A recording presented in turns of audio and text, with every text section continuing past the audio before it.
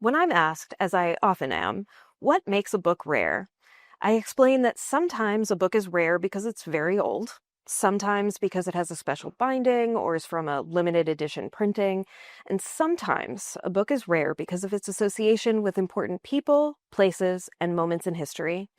This is the case with the very special book that we're looking at today, Amelia Earhart's Last Flight. Hello, I'm Amanda Zimmerman, a reference librarian here in the Rare Book and Special Collections Division at the Library of Congress. Amelia Earhart, record-breaking pilot in the early years of aviation, was occasionally dismissed by critics as a mere daredevil attempting to gain fame through risky aerial exploits.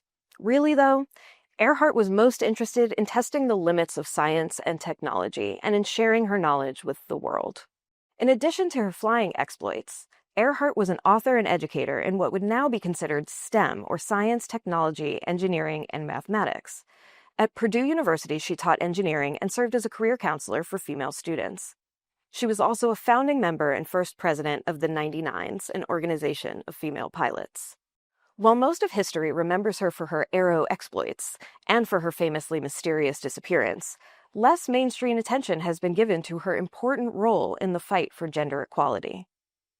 Using the cult of her celebrity, Earhart advocated for women's equality in all aspects of her personal and professional life.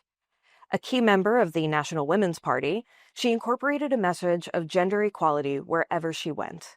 She leveraged her fame to argue for women's greater capacity in lectures across the United States, and even met with President Herbert Hoover to voice her support for the Lucretia Mott Amendment, now known as the Equal Rights Amendment. Earhart not only lectured to live audiences, but also authored 2 books during her lifetime. Her first book, published in 1928 with the title 20 Hours, 40 Minutes, Our Flight in the Friendship, recounted her experience as the first woman to cross the Atlantic Ocean by air, weaving thoughtful reminiscences of her first exposure to and interest in flying amidst actual entries from her logbooks. In 1932, Earhart's second book was published, called The Fun of It: Random Records of My Own Flying and of Women in Aviation. This book contained personal reflections, her logbook entries, and an entire chapter highlighting other women in aviation. Here we have a first edition copy containing a tiny phonograph record in an envelope mounted on the back inside cover, on which is recorded the speech Earhart made over a transatlantic radio hookup the day after she landed in May 1932. In 1936, Earhart began planning her next venture. She would attempt being the first woman to complete a flight around the world. After a year of planning and fundraising, Earhart and her navigator, Fred Noonan, began by flying west from Oakland, California. Unfortunately, technical issues forced them to make extensive repairs in Hawaii. Not only did they now need a new flight plan, but they needed more money. The plane required $25,000 in repairs, in addition to another $25,000 to fund the new flight arrangements. To raise the needed funds, Earhart and her husband, George Palmer Putnam, appealed to friends, commercial sponsors, and fellow aviators for donations, and together the couple devised a way to harness public enthusiasm for their cause.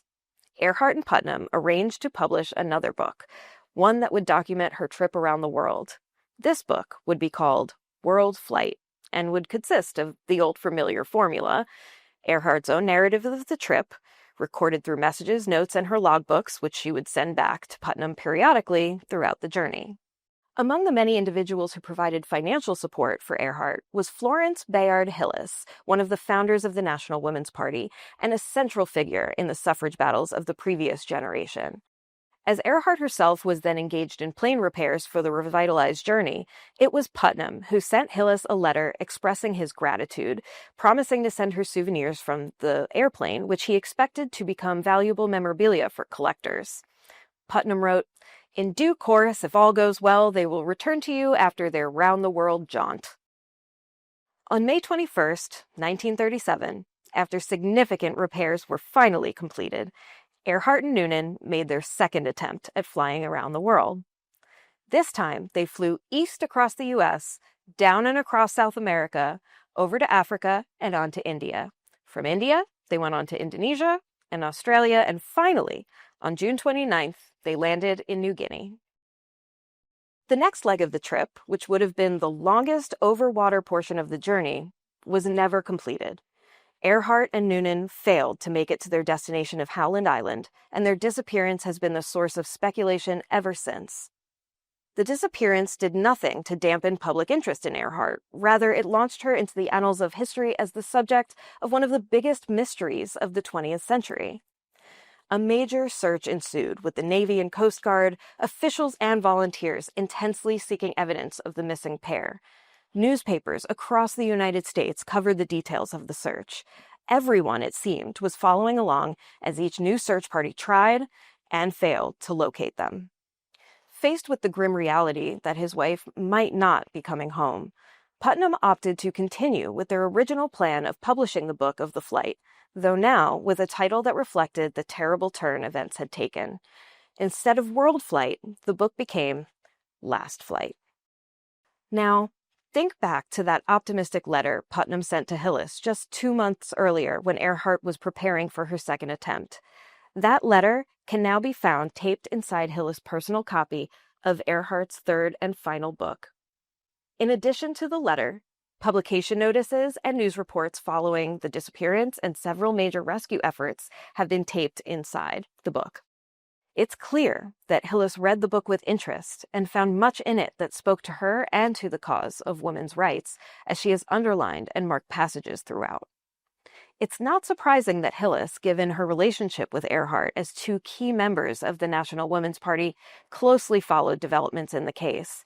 She was likely hoping beyond hope, along with the rest of the world, that the mystery would quickly be solved and Earhart would return home.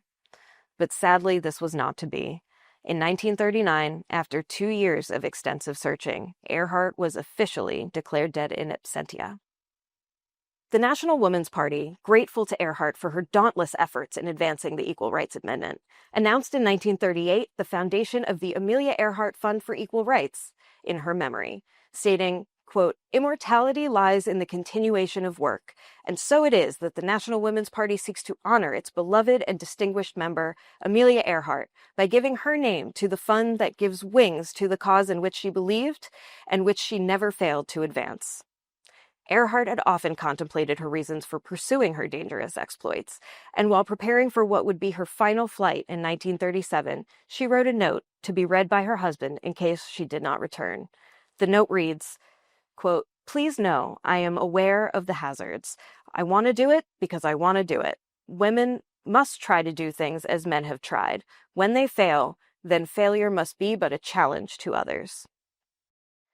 Putnam included this note, as well as a poem composed by Earhart entitled Courage, in the publication of Last Flight. These words reflected Earhart's dedication to her mission and spoke directly to the ideals of the National Women's Party, which wrote of her, "She literally gave wings to the cause of equal rights. In flying and in all else that she did, she claimed for herself the right to equality with men. At the same time, she laid claim to that right for all women." Hillis' personal copy of Last Flight and the rest of her books in her library, which is the oldest feminist library in the United States, became the foundation for the National Women's Party Library, now part of the Rare Book and Special Collections Division.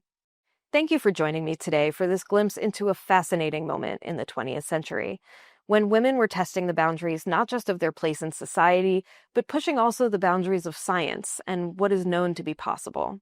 Amelia Earhart remains an inspiration to anyone with a desire to reach beyond the present, to pursue the impossible, and to boldly face the unknown.